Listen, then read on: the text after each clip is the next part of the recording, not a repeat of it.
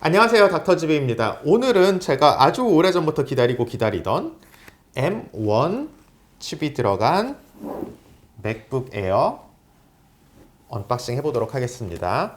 이번에 새로 출시된 2020년형 맥북 에어이고요. 애플이 오래전에 예고했던 대로 더 이상 이제 인텔 CPU를 사용하지 않고 애플에서 출시되는 맥 시리즈들 맥북이라든지 맥 프로, 아이맥, 맥 미니 이런 맥킨토시 컴퓨터들이 인텔 CPU에서 올해 가을부터 길게는 2년 텀을 두고서 애플이 직접 제작한 애플 실리콘 CPU로 마이그레이션을 하기로 계획이 되어 있었고 올해 상반기에 발표를 했죠. 루머는 작년부터 돌다가요. 그리고 이제 처음으로 이번 달에 맥북 에어, 맥북 프로, 그리고 맥 미니를 M1 실리콘으로 출시를 했어요. 그래서 아직 한국에서는 판매를 시작하지 않았는데 제가 발매 첫날 미국에서 받아서 드디어 이 블랙 프라이데이의 엄청난 물량 대란을 뚫고 한국에 도착을 해서 언박싱을 한번 해보도록 하겠습니다. 모델은 13인치 맥북 에어고요. 기본형이에요. 메모리는 8GB, SSD는 256GB고요. 맥북 에어도 그렇고 맥북 프로도 그렇고 M1 칩이 들어간 모델은 두 가지 등급이 있는데 기본형은 GPU 코어가 7개예요. 상위 등급 모델은 8개, 그러니까 GPU의 코어가 8개, 그리고 저장 용량이 512GB입니다. 기본형은 $999고요. 요즘 나오는 아이폰들보다 오히려 가격이 싸죠. $999에서 이제 부가세가 붙고 환율 변환을 하면 한국에는 아마도 기본형이 120만 원대에서 출시가 시작될 것 같아요. 자, 더 이상 그만 떠들고 열어보도록 하겠습니다. 색깔은 골드로 샀어요. 위에서 보시다시피. 자, 안에도 무슨 천 같은 게 있어요. 오늘은 제가 여기서 무슨 벤치마크를 돌리고 사용 소감을 말하고 그럴 게 아니라 외형과 인상 위주로 언박싱을 한번 영상을 진행을 해보겠습니다.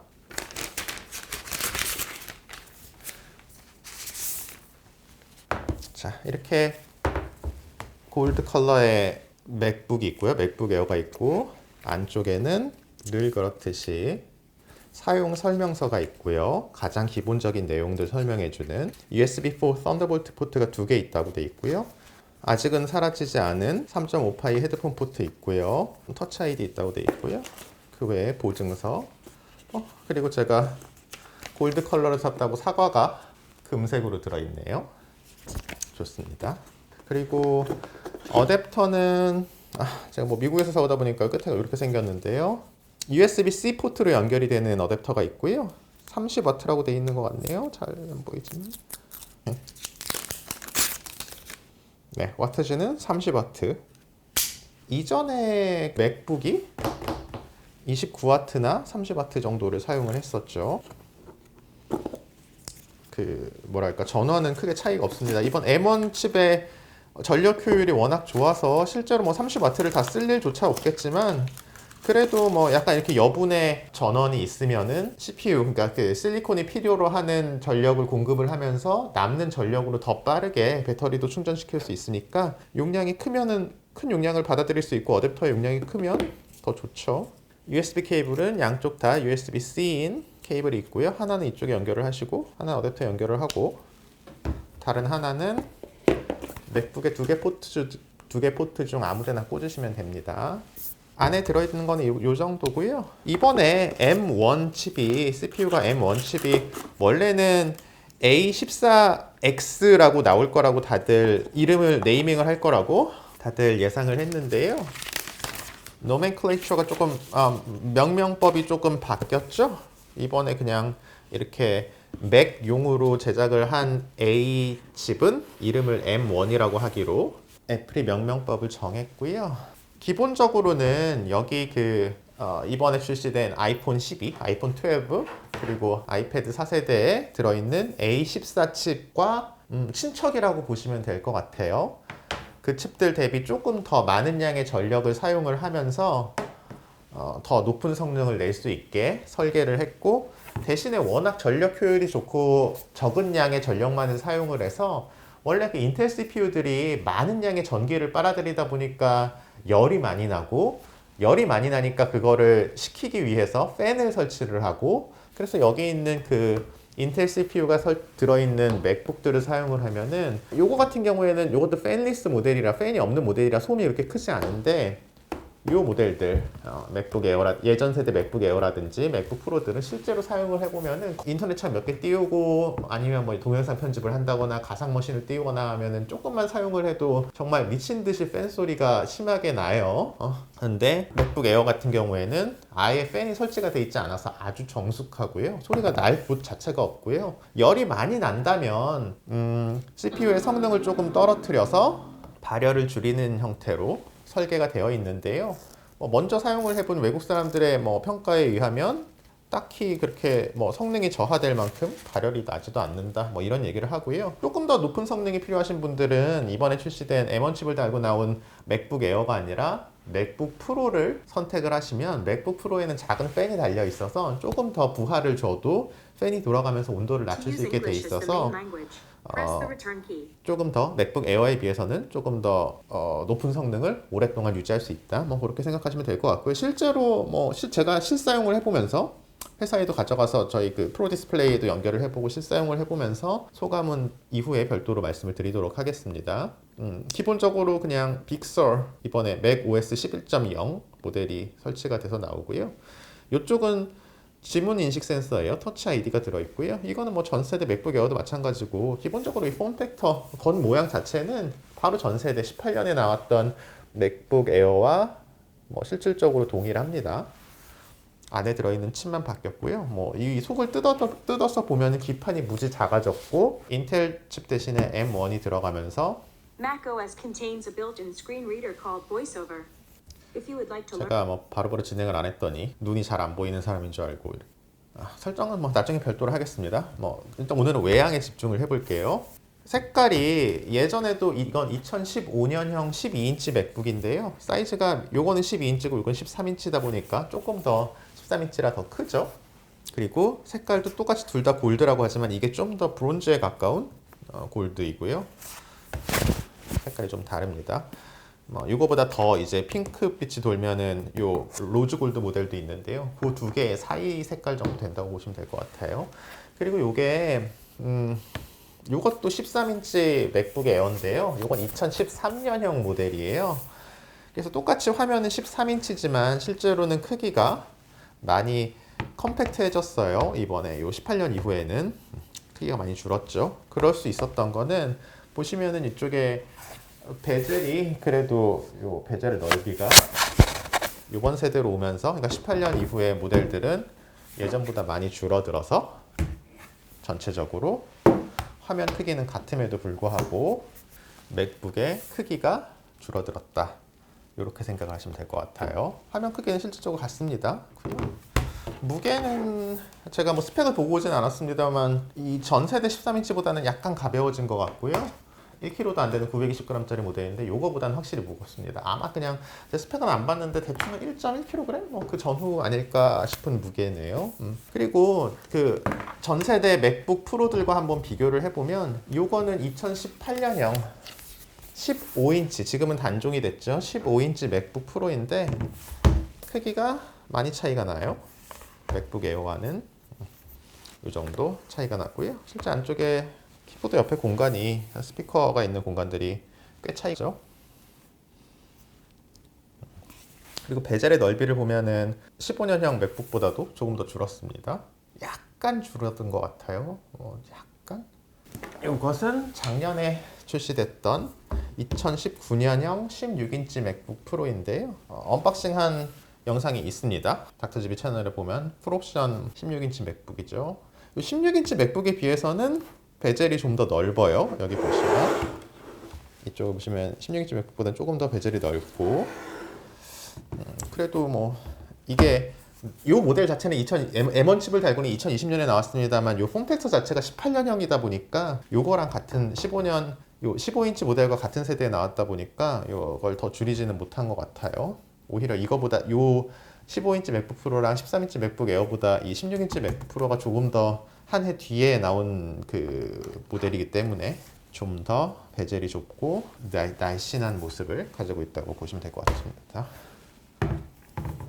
그래서 이렇게 쭉 쌓아 놓아 보면은 이거 16인치, 15인치, 예전에 13인치, 이것이 이번에 출시된 13인치 맥북 에어, 이게 12인치 2015년형 맥북이 되겠습니다. 자, 이렇게 뭐 다양한 맥북들이 있고요.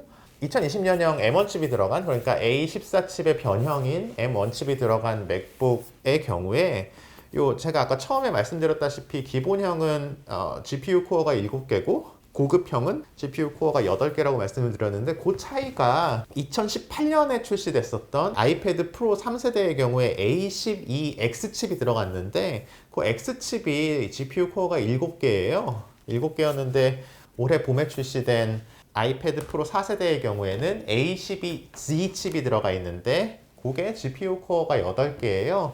똑같이 A12 칩인데 X냐 Z냐에 따라서 GPU 코어가 7개, 8개 차이가 나는데 이 M1 칩도 기본형이냐 고급형이냐에 따라서 GPU 코어가 7개, 8개로 차이가 나는 걸 보면 확실히 그냥 이 M1 칩 자체가 A 칩의 베이스였다는 거를 알 수 있어요.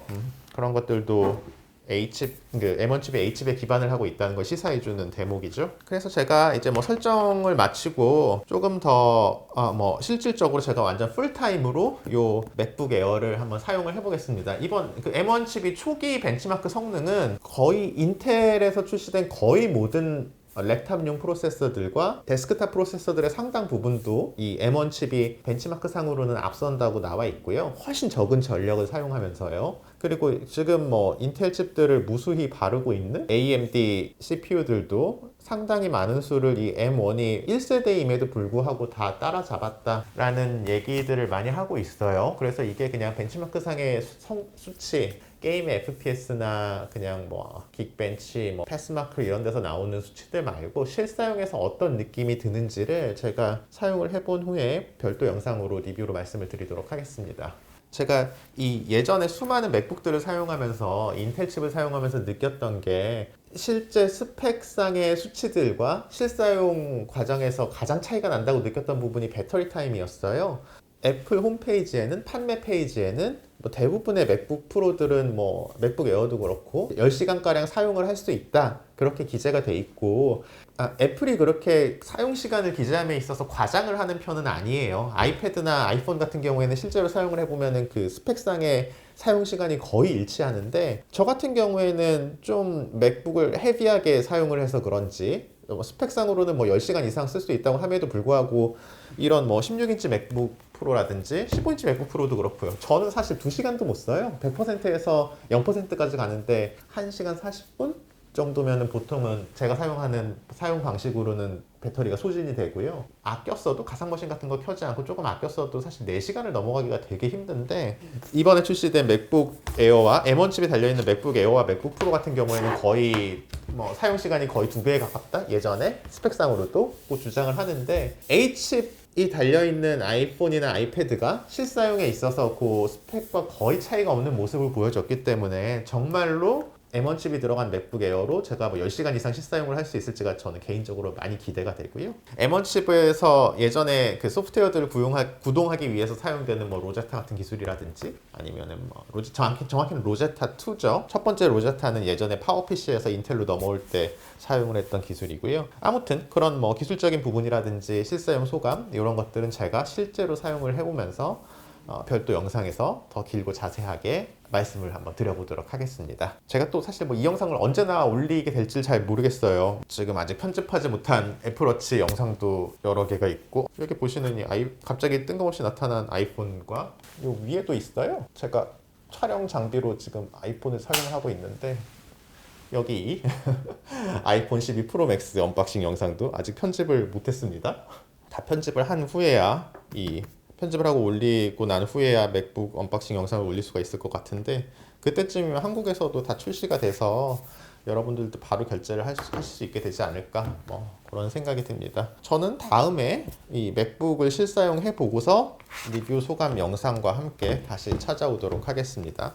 끝까지 시청해 주셔서 감사하고요. 앞으로도 닥터지비는 재미있고 신기하고 유용한 영상들과 함께 찾아오도록 하겠습니다.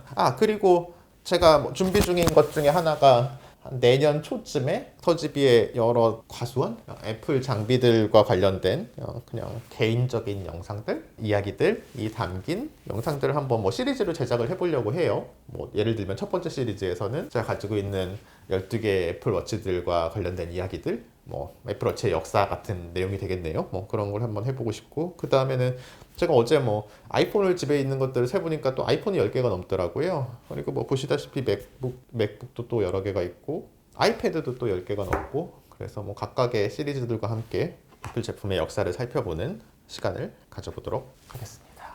끝까지 시청해주셔서 감사하고요. 지금까지 닥터집이었습니다.